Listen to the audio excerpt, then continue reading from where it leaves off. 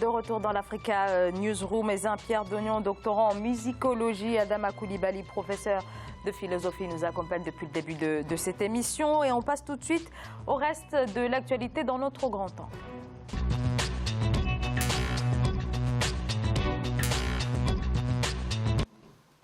Hausse du tourisme, l'Afrique s'affirme comme une destination privilégiée. 62 millions d'arrivées de touristes internationaux en 2017, soit une augmentation de 8%. Des visiteurs qui pourraient plus que doubler d'ici à 2030. Une dynamique donc autour de ce secteur, pilier de nombreuses économies du continent. L'industrie du tourisme représente aujourd'hui jusqu'à 65% de la main-d'œuvre totale du continent africain. Nathalie Mou.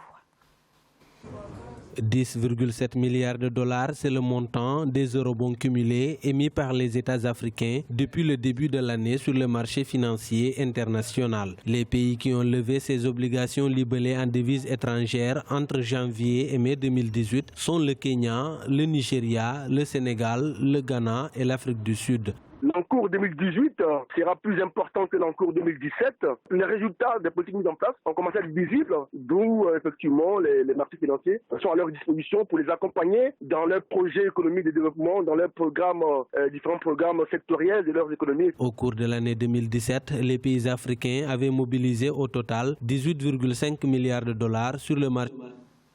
Alors, pardonnez-nous pour cette erreur technique. Tout de suite, notre sujet sur le tourisme. Alors, on va la voir peut-être un tout petit peu plus tard dans l'émission. Néanmoins, on va lancer le débat. 4 touristes internationaux sur 10 sont africains, selon le rapport de la CNUSED, la Conférence des Nations Unies sur le commerce et le développement. Alors, l'essor du tourisme, en tout cas, ce rapport nous montre que cette dynamique est avant tout portée à l'intérieur même du continent. Adama Koulibaly. C'est très heureux de constater qu'il y a un tel dynamisme du secteur du tourisme en Afrique. Lorsqu'on présente l'Afrique comme un continent infréquentable, sauf pour des grandes sociétés qui peuvent se payer des guerres du corps, et toute une batterie sécuritaire pour pouvoir aller faire de l'exploitation. Il y a des gens qui vont en Afrique pour le tourisme. Ça, c'est très heureux. En dépit des problèmes de terrorisme, tout ce qu'on présente, cette image parfois horrible qu'on présente de l'Afrique, et voilà, ce sujet-là vient démentir, cette réalité vient démentir. L'Afrique est un beau continent où il y a beaucoup de jeunes, et de moins jeunes aussi, qui veulent s'en sortir. Et les Africains font du tourisme en Afrique, et des étrangers font du tourisme en Afrique. Et ça crée des emplois. C'est un secteur effectivement dynamique, et on le voit bien, il y a beaucoup de gens qui travaillent, beaucoup d'Africains, beaucoup de jeunes Africains qui travaillent dans ce secteur, et ça c'est très heureux. Et beaucoup d'Africains qui n'ont pas attendu que ce soit des sociétés occidentales, par exemple, étrangères en tout cas, qui viennent leur indiquer comment faire pour travailler dans ces secteurs-là. Il y a beaucoup d'initiatives qui sont prises sur le continent partout, dans les villages, dans les villes, certes, mais surtout beaucoup dans les villages, et pas seulement dans des zones où on va visiter, où on va voir, prendre des photos avec des animaux, mais un peu partout en Afrique, et c'est ça qui est heureux, et je pense que l'Afrique va s'en sortir par ces secteurs-là et par les autres aussi. Alors, Monsieur Pierre Dognon, je vous laisse la parole, mais on va voir tout ceci dans toute cette dynamique autour du tourisme en Afrique dans ce sujet signé Nathalie Mou. Le tourisme emploie 21 millions de personnes en Afrique. Ce chiffre a été rendu public lors de la 61e conférence de la Commission de l'Organisation mondiale du tourisme pour l'Afrique. Le secteur concentre ainsi 6,5% de la main-d'œuvre sur le continent, devant les banques et les industries. C'est un taux d'employabilité qui est, à mon sens, un peu inégalement reparti en Afrique. Et ce secteur ne joue pas pleinement son rôle. L'industrie touristique représente près de 8% du produit intérieur brut de l'Afrique, soit 160 milliards de dollars. Des prévisions estiment à 144 milliards de dollars les investissements directs étrangers dans le secteur en 2020. Des perspectives qui désignent l'Afrique comme la nouvelle frontière des investisseurs, de l'avis de certains experts. Les pays ont beaucoup investi dans les réformes visant à attirer les investisseurs touristiques, à augmenter le nombre de touristes. Alors, sur le plan économique, comme vous le savez, le tourisme a un rôle de lutte contre la pauvreté et un rôle de drainage économique parce que le tourisme stimule les emplois et favorise le commerce. En 2017, l'Afrique a accueilli 62 millions de touristes internationaux. Cette tendance devrait se poursuivre à un taux oscillant entre 5 et 7% en 2018. Alors, sur toute cette dynamique, et Saint-Pierre Donon. Ça me fait sourire parce que je suis tombé sur l'article, sur ce rapport avant-hier. Ça m'a beaucoup fait sourire parce qu'en 2012, déjà, dans le cadre de l'appel à candidature de l'Union européenne, c'était le 10e Fonds européen de développement. Moi, avec certains collègues et certains amis, on avait une association dénommée Olale Tourisme Culture du Bénin au Bénin. Et on s'est dit, qu'est-ce qu'il faut proposer pour plaire en fait à l'Union européenne, pour valoriser notre tourisme. Parce que nous, notre objectif, c'est de valoriser le tourisme béninois.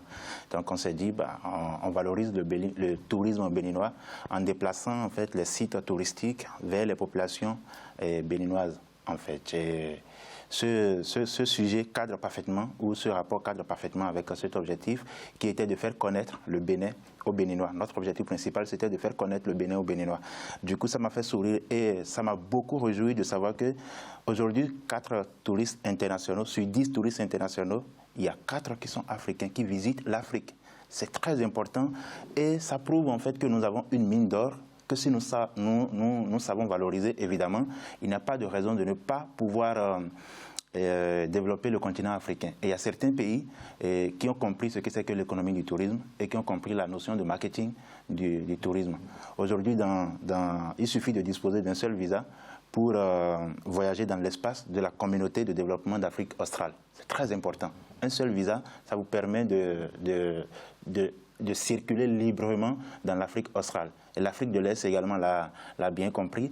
Quand vous regardez ce rapport, les chiffres ne trompent pas. Et les énoncés le prouvent si bien. Ces politiques mises en place, évidemment, et permettre l'accroissement dans les pays cités par les rapports où que les touristes visitent le plus. Vous avez le Maroc, vous avez l'Égypte, vous avez l'Afrique du Sud, vous avez l'Ouganda, vous avez le Zimbabwe, vous avez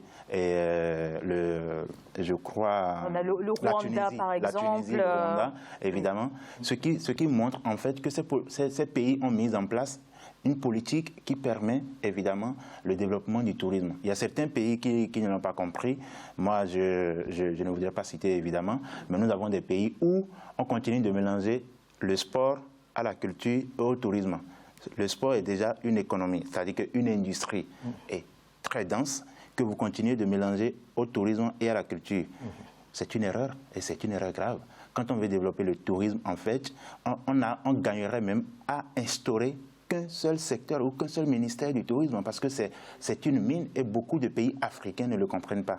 Donc ce rapport tombe bien et à point nommé pour montrer en fait à certains dirigeants que nous n'avons pas besoin du pétrole, nous n'avons pas besoin du diamant, toutes ces richesses qui nous amènent de la guerre tout le temps. Si nous développons bien nos pays et le tourisme, nous pouvons bien valoriser en fait le continent africain. Alors, Monsieur Adama Coulibaly. Je voudrais nuancer un tout petit peu en disant que nous avons quand même besoin de l'or, du pétrole, des diamants, mais nous avons besoin de les contrôler et que leur exploitation, leur commerce, leur commercialisation profite beaucoup plus à l'Afrique. Et ça serait une bonne chose. Et donc, ça fait partie de la diversification de toutes les façons de l'économie et ça, c'est très important. C'est des richesses qui sont en Afrique, qui sont sur le continent et ces richesses-là doivent pouvoir profiter au continent et au reste du monde, mais d'abord au continent et aux populations locales. Et c'est le cas du tourisme. Effectivement, je suis heureux de constater cet exemple-là au Bénin. Et c'est pareil, partout les Africains aiment voyager. On a toujours... D'ailleurs, il faut se rappeler qu'aujourd'hui que nous avons les Africains, l'Afrique noire, enfin l'Afrique en général, à la diaspora la plus importante au monde aujourd'hui. Soit on était obligé de voyager par l'esclavage, soit pas. Aujourd'hui, les Africains voyagent beaucoup, mais sur le continent, ça, on ne le dit pas assez. Le problème, c'est que c'est souvent comment dirais-je, des politiques appliquées qui empêchent par moment comment vous dire, des Africains de se déplacer. Même dans la communauté, au sein de l'UEMOA, par exemple, par moment, il est difficile, en ayant sa carte d'identité nationale, de passer d'un pays à l'autre. Donc il y a encore des blocages à ce niveau, au niveau politique. Sinon, les Africains aiment voyager, donc ils aiment faire du tourisme. D'abord, dans l'intérieur de leur pays, ça c'est très important. Il est important que ce phénomène-là soit accompagné par les politiques. Parce que d'abord, ça permet aux Africains de se connaître, de connaître leur propre pays et de connaître aussi les différentes communautés qui composent les pays. Mais également, c'est aussi un circuit qui permet aussi une dynamisation de l'économie, toute proportion gardée. Et que des étrangers viennent aussi là, et c'est bien, c'est une bonne chose. Les Africains sont en grande majorité jeunes. Et la jeunesse est curieuse, elle veut découvrir. Et elle veut d'abord se découvrir. Se découvrir, c'est découvrir tout le reste de l'Afrique. Et je pense que, très honnêtement, ce secteur, il est très heureux de constater que c'est un secteur qui se porte beaucoup mieux que d'autres secteurs, le secteur de la banque, de la finance, et ça c'est vraiment une bonne chose. Parce que nous n'avons pas besoin, en ce moment-là, je rejoins tout à fait ce point de vue-là, nous n'avons pas besoin d'aller chercher ailleurs des richesses, parce que ces richesses-là sont à nos pieds. Donc on peut, au contraire, dynamiser, organiser, pour que les Africains aiment davantage leur pays et leur culture, parce qu'il faut découvrir la culture en voyageant aujourd'hui, ces cultures qui sont parfois méconnues, il y a des aspects culturels de l'Afrique qu'on découvre dans des musées étrangers, et ça c'est bien dommage, alors qu'on peut les voir, les toucher et voir ceux qui sont détenteurs, ceux qui sont les gardiens encore de cette culture. On peut les approcher et justement on peut amener nos jeunes. Il y a un phénomène que j'ai constaté aussi dans beaucoup de pays d'Afrique de l'Ouest, en tout cas ça se pratique beaucoup au Burkina et dans les autres pays, c'est que pendant les vacances scolaires maintenant, beaucoup d'Africains font voyager dans d'autres pays africains, leurs enfants. Et en groupe, il y a beaucoup de... Et ça, c'est une bonne chose. Parce que on s'organise pour pouvoir le faire. Donc, il y a la question de l'économie pour ceux qui organisent ça.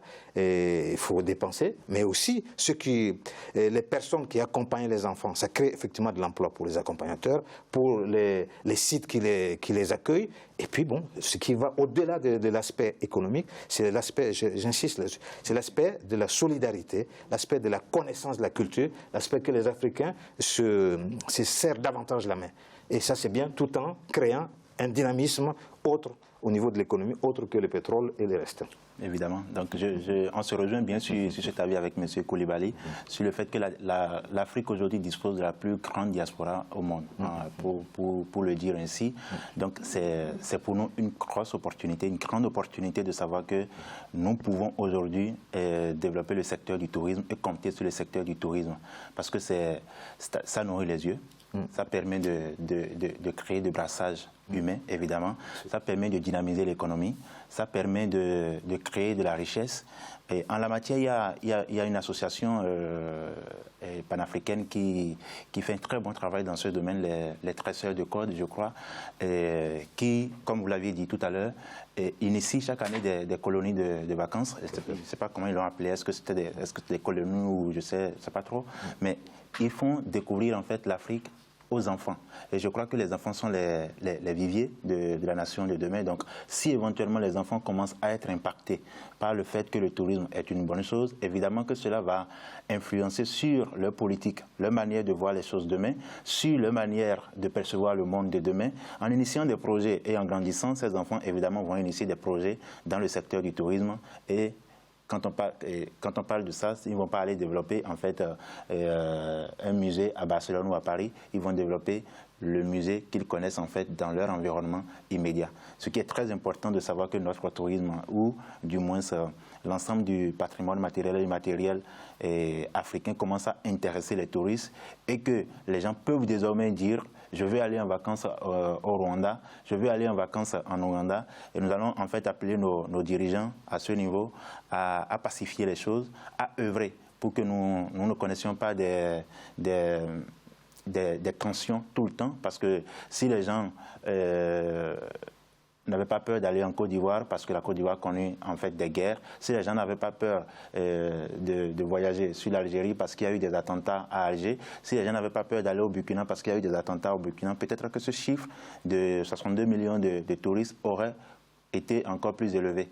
Donc c'est important d'appeler nos dirigeants en quelque sorte à la pacification des choses, des tensions, de telle sorte que nous puissions savoir que nous pouvons vivre aisément dans nos pays sans craindre le voisin qui va tirer sur nous ou sans craindre que nous pouvons avoir une guerre du jour au lendemain. Ce qui veut dire que quand on fait un mandat et que la Constitution demande que ce soit un mandat de plus, qu'on fasse 2 mandats et qu'on laisse le pouvoir pacifiquement à l'autre pour que nous ne puissions pas continuer perpétuellement à dire on a peur parce qu'on ne peut pas aller là, parce que bientôt c'est les élections, on ne peut pas savoir l'issue des élections et autres.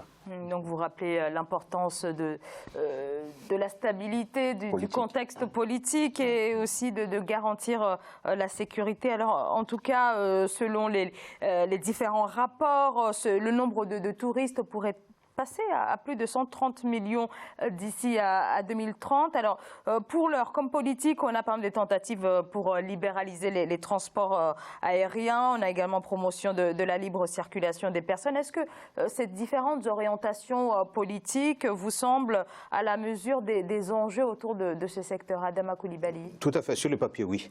Dans la pratique, c'est malheureusement très différent. Ouais. Parce que pour se déplacer d'un pays africain à un autre, c'est parfois la croix et la bannière, surtout quand on veut aller un peu plus loin. Pour prendre, on est souvent obligé de passer par Paris, ça va plus vite pour aller. Et ça, c'est bien dommage, parce que ce ne sont pas les compagnies locales en ce moment que l'on enrichit, mais plutôt d'autres compagnies qui ont... Bon. Mais ceci étant dit, il ne faut pas désespérer.